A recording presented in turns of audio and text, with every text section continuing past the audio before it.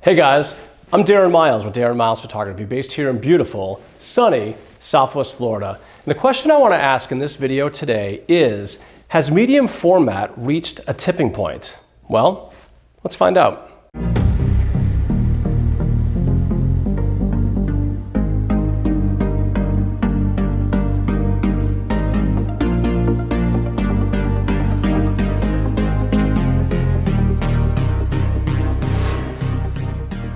For the longest time, medium format has been out of the reach of most professional photographers.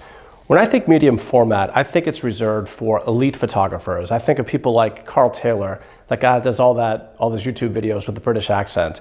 I think of Peter Hurley, the very famous actress and model headshot photographer out of New York City. Or I think about Benjamin Kanarick, who does the covers of like Harper's Bazaar and Vogue in Paris. When you think medium format, you think of tens of thousands of dollars. You think Hasselblad, Phase 1, Mamiya, etc. Or Mamiya, I'm not sure how to pronounce that because I could never afford the camera and I really didn't care. But lately, especially this year, in fact in January, Fuji announced the 100S. And what that suddenly did is it kind of flipped the medium format industry on its head for photographers like me. Suddenly, medium format cameras became very accessible. Specifically, what had happened is that when the 100S was introduced, the second-hand market or first-generation cameras from Fuji suddenly became even more economical. To wit, I went out and I purchased a GFX 50S because the GFX 50S is actually now in the used marketplace less expensive than a lot of new first-party full-frame cameras from the likes of Sony and Canon. So I went out and I bought one. And with the 50S, I also bought the 110mm f2 and the 45mm f2.8. And I kind of wanted to put medium format to the test because is it really all that? The sensor's that much bigger, but are the images that much better? Frankly, I don't know. We're going to put it to the test. And today what we've done, or what we're doing in my studio, and why I'm dressed up like this, is my lovely and talented assistant Hannah is going to take pictures of me, just what everybody wants to see, pictures of me utilizing the 50S here in the studio. We're going to be shooting wide open at f2 and at f2.8, and we're going to be using the 110mm and the 45mm f2.8. And at the end, we're going to share some of the examples and go through them on Lightroom just to see what we see. Now, I know I'm supposed to use Phase 1 or Capture 1. I'm sure somebody's going to tell me I should be using Capture 1 with my Fuji, but I'm using Lightroom. Sorry, but I may, now that I have a Fuji and a 50S and its medium format, I may upgrade to Capture 1 Pro. So we'll see. But for now, we're going to go ahead and shoot some pictures. And then at the end, we're going to kind of go over the results to see what we get. Let's do this thing.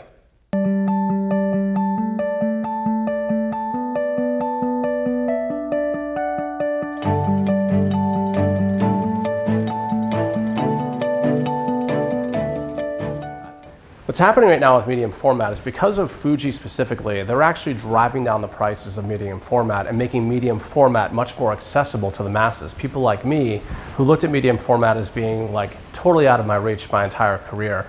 I always thought of medium format $10,000, $20,000, $50,000 for a medium format size sensor. Well now Fuji, and by the way, just to be clear about Fuji is actually somewhere between full frame and medium format. The Hasselblad sensors are actually a little bit bigger. So if and the AC just turned off, if the Fuji were a DSLR, for example, it would be an APS-C sized medium format sensor. Bottom line is today on the used market, you might be able to do what I did and buy a used 50S for around $3,000 or less, or a used 50R for like $2,500 and get that medium format size sensor, which gives you greater depth of field. And for example, it also changes the focal length too. You have to think in reverse. So like with APS-C, there used to be a multiplier of 1.5 or 1.6 times the focal length to give you that field of view. With medium format, at least with Fuji, you take the millimeters and you multiply it by 0.78. So in the case of the 110mm, it's more like a classic 85. It's really like 87 millimeters. And the 45 is more like a classic 35.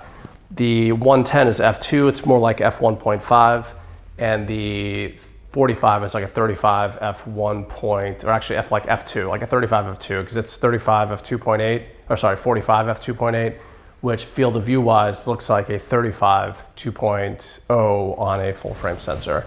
Anyway, let's take a look, and then maybe you can help me decide whether medium format has hit that tipping point where photographers like me can now get into the game. Let's check it out. Alright guys, So as you can probably imagine, this is a little bit difficult for me because I'm doing pictures of myself. But the purpose of this is to show you what medium format is capable of. Just let me set this up for you real quick.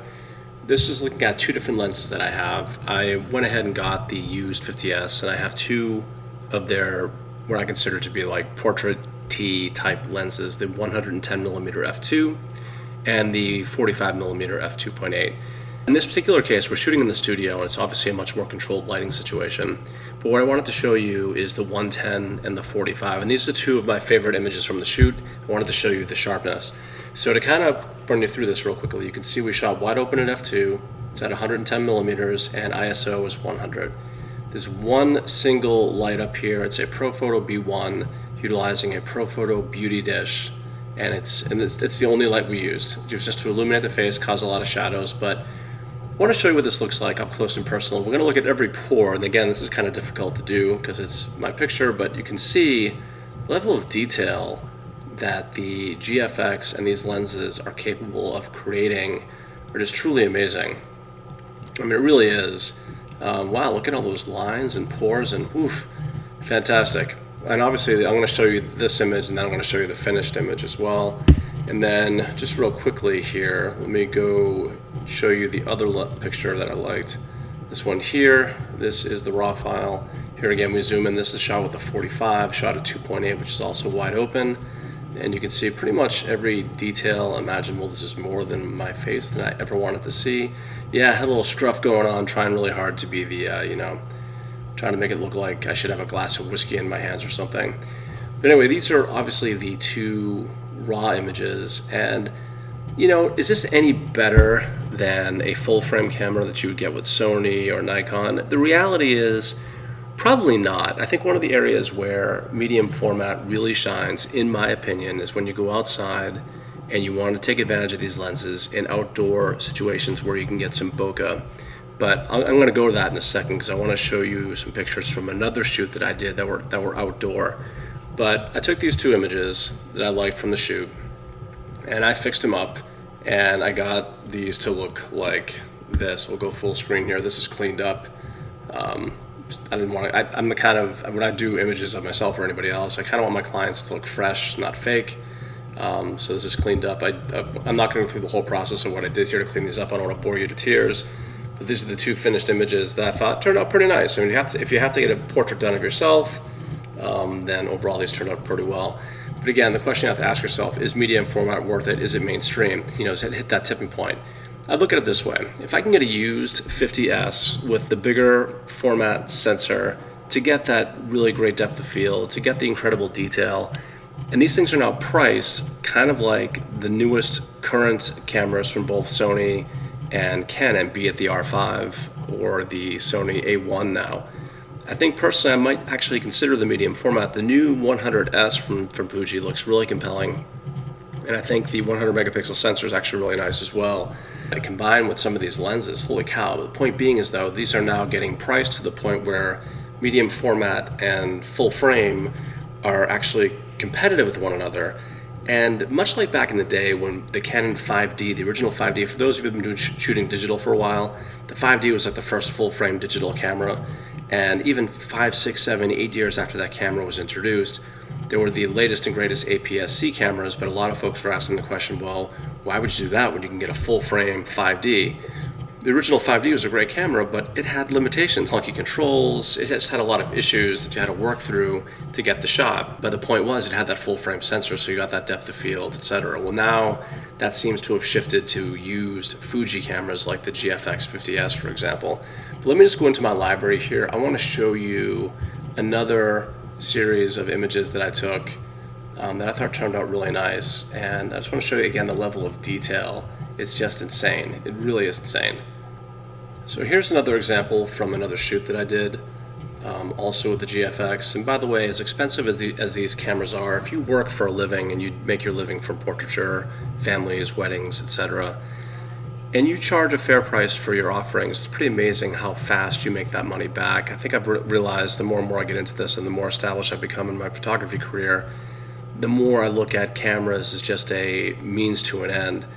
But I do love the bokeh ability, again, of the 50S. I think it's pretty amazing. I'm now genuinely curious about the 100S. But anyway, take a look at this image right here. This is a RAW file. This was shot wide open, also at f2, 110 millimeters, ISO 100, what is that? 1/1250th of a second. So the image should render pretty sharp, assuming a captured focus.